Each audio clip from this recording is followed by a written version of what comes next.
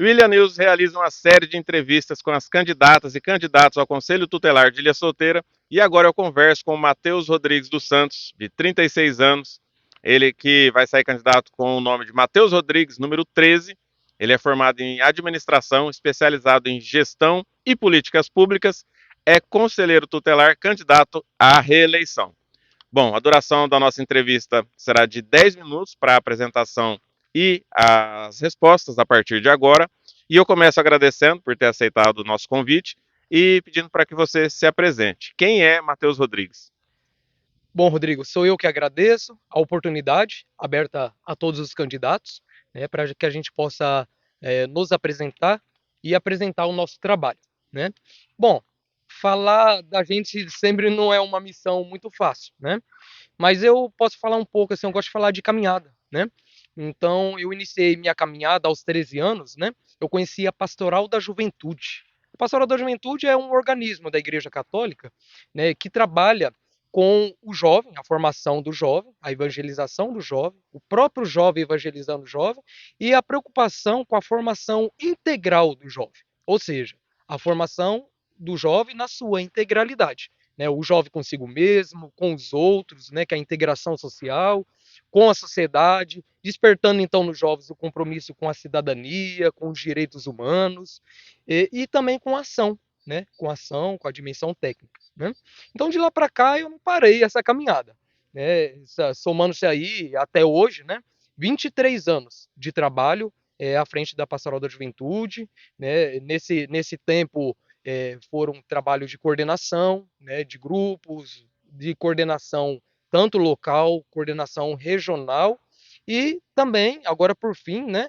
E agora, atualmente, um trabalho de assessoria, né? Assessorando os grupos, assessorando os jovens, é, todo esse trabalho de formação que a gente tem aí na igreja, né? Preparando o jovem não só para para ser um jovem evangelizador de Deus, mas também um jovem capacitado e formado para a sociedade. Me candidatei pela primeira vez, né, ao conselho tutelar, fui eleito, né? E agora, ou seja, né, diante dessa caminhada, resumir aí é difícil, né? Eu fico nervoso para resumir uma caminhada de 23 anos, né?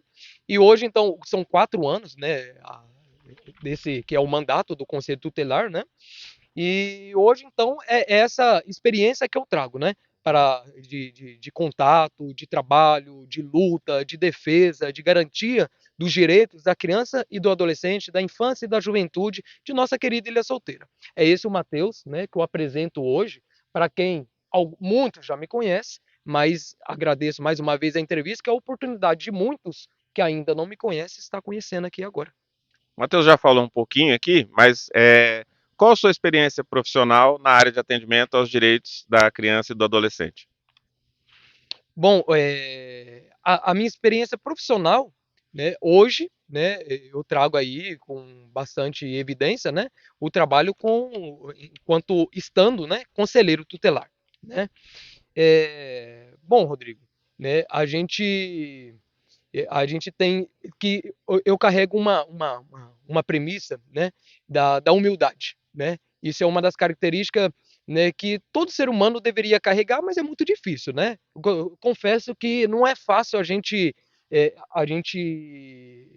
trabalhar, né, essa característica em nós, né, mas todo dia, ou seja, a humildade de saber que nada sabemos, né. Todos os dias é um dia de aprendizado, é um dia de buscar mais, e o conselheiro tutelar, ele é uma função que todo dia precisamos estar buscando conhecimento. Não basta o livro de cabeceira, tá até aqui, né, é o ECA, é o Estatuto da Criança e do Adolescente, mas para além do Estatuto da Criança da criança e do adolescente, é importante que o conselheiro tutelar esteja em constante estudo. E tem, então, como a lei Menino Bernardo, foi uma lei que trouxe para somar, né, no sistema de garantia de direitos, no sistema de proteção da criança e do adolescente, e é uma lei recente. Então a gente precisa estar se atualizando, as leis de assistência social, né, da questão de saúde, porque para garantir os direitos da criança e do adolescente, saúde, educação, esporte, lazer, nós precisamos também ter uma noção de Constituição e de outras leis também. Então é um estudo diário. Então é essa, né, bagagem aí que eu carrego, mas é uma bagagem também que vai se somando no dia a dia, porque eu gosto muito, sou uma pessoa apaixonada, né, em buscar conhecimento, estudar, né, e trazer e fazer um trabalho cada dia melhor. Matheus, por que que você decidiu se candidatar ao cargo de conselheiro tutelar lá em 2019, agora a reeleição, e como sua experiência e habilidades podem contribuir para o bem-estar das crianças e adolescentes aqui de Ilha Solteira? É, Bom, Rodrigo, eu penso assim, que cada um de nós, né, cada ser humano vem a esse mundo com um propósito, né? E esse propósito, né, nós chamamos muito na igreja, né, de vocação, né? Vocação nada mais é do que um chamado, né? E eu compreendi, né, que a minha vocação, o meu chamado é me colocar a serviço do outro, né? Me colocar a serviço do próximo. Nesse caso, né, eu posso dizer que eu me tornei um apaixonado, né, pelo trabalho com a criança e o adolescente. Principalmente, né, enquanto estando conselheiro tutelar, na defesa e garantia dos direitos da criança e do adolescente. E estando conselheiro tutelar, né, a gente não atende, é importante destacar, né, que o trabalho do conselheiro tutelar não é apenas, mas também, né, atender criança e adolescente, mas também é um trabalho é um trabalho que atende todo um contexto familiar. São pais, mães, avós, talvez, né, em alguns casos irmãos, tios e tias, né, e a gente precisa, né, outra característica que eu digo que é muito importante para um conselheiro tutelar e que eu tenho a graça, né, de Deus me conceder e todos os dias eu peço para que, né, essa característica nunca esquecer disso, é a empatia. Né? A empatia, como muitos sabem, se colocar no lugar do outro, se colocar no lugar do próximo, né? Se colocar diante das dores e do sofrimento do outro. E muitas vezes, só para dar um exemplo aqui, que é muito comum, está sendo muito comum, né? Um dos casos que a gente tem atendido muito, né? Posso dizer que diariamente no conselho tutelar, o colegiado em si, os 5 conselheiros, é a questão de infrequência, de evasão escolar. Mas por trás de uma evasão escolar, a gente não é simplesmente dizer, o jovem, ou a jovem, ou a criança, que, ele não quer ir para a escola, né, o que está por trás disso, né? Muitas vezes tem uma estrutura familiar toda desequilibrada, tem questões de entorpecente, tem questões de violência, tem uma questão, pode ter questões psicológicas, né, que envolve essa criança. Então é um trabalho assim minucioso, né? Então se colocar no lugar do outro, praticar essa empatia é algo que eu busco todos os dias, mas que também gosto muito, né?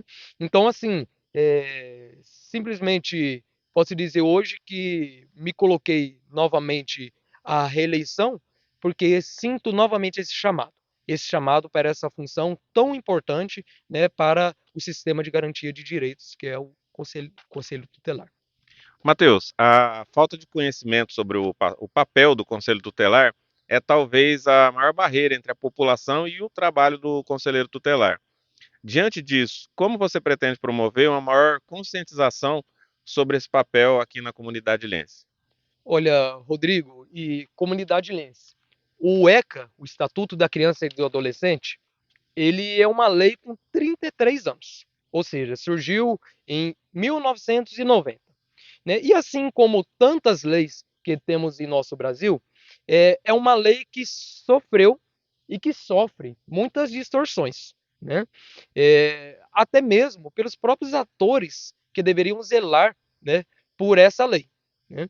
Então, assim, eu gostaria até aqui de citar o artigo 4º, né, nessa reflexão de que somos todos participantes, né, e zeladores, né, que fazemos, cada um de nós somos responsáveis por fazer valer essa lei, que é o Estatuto da Criança e do Adolescente. O artigo 4º, ele diz o seguinte: é dever da família, ele coloca em primeiro lugar a família, da comunidade, da sociedade em geral e do poder público assegurar com absoluta prioridade a efetivação dos direitos referentes à vida, à saúde, à alimentação, à educação, ao esporte, ao lazer, à profissionalização, à cultura e à dignidade, e ao respeito e à liberdade e à convivência familiar e comunitária.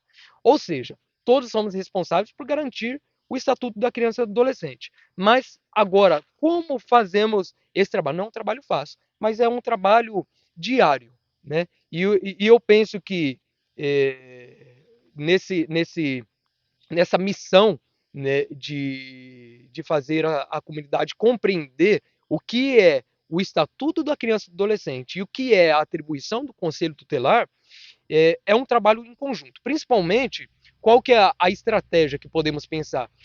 Que a gente possa construir, né, um colegiado forte. Porque eu sou apenas um membro desse colegiado. Conselho Tutelar. Esse foi o Matheus Rodrigues, número 13.